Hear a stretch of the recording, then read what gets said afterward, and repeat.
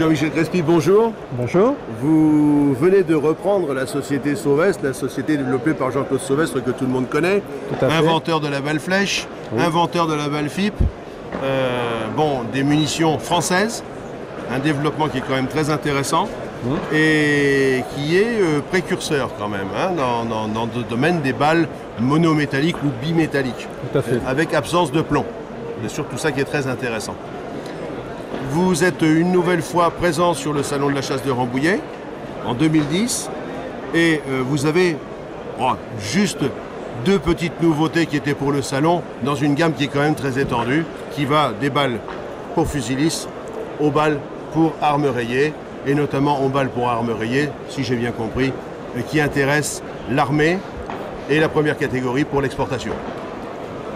Tout à fait. C'est bien ça. Bon. Tout à fait. Donc, dites-nous un petit peu quelles sont vos ambitions, ce que vous souhaitez faire. Je suppose évidemment que vous êtes venu ici pour développer cette société et puis pour vraiment la faire, on ne va pas dire exploser parce que le monde des munitions, c'est pas vraiment le terme, mais disons la faire encore mieux connaître et développer la production au maximum, je suppose. Exactement.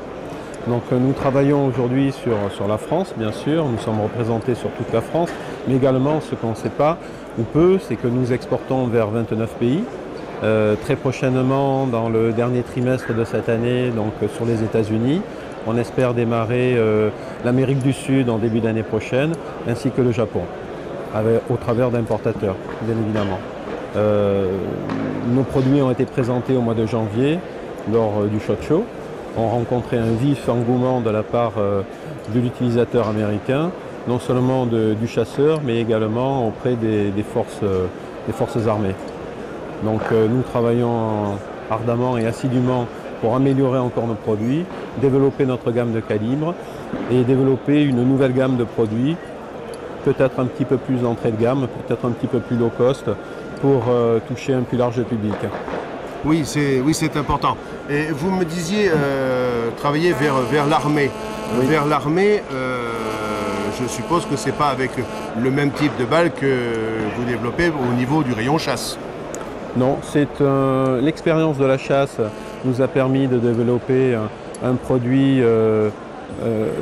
plus performant. Disons que c'est un calibre qui existe, qui est utilisé, qui sera revisité avec embarqué dans sa technologie quelque chose qui a été approuvé depuis très longtemps au service du chasseur, notamment la flèche interne. La flèche interne portée, donc on envisage une balle très incapacitante pour des cas un petit peu spéciaux.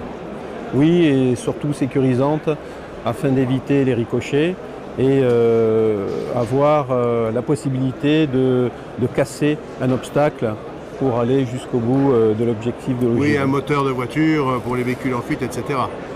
Si on veut, oui. Entre autres. Entre autres. Entre autres, d'accord. Bon, donc la société est implantée à Saint-Doulchard.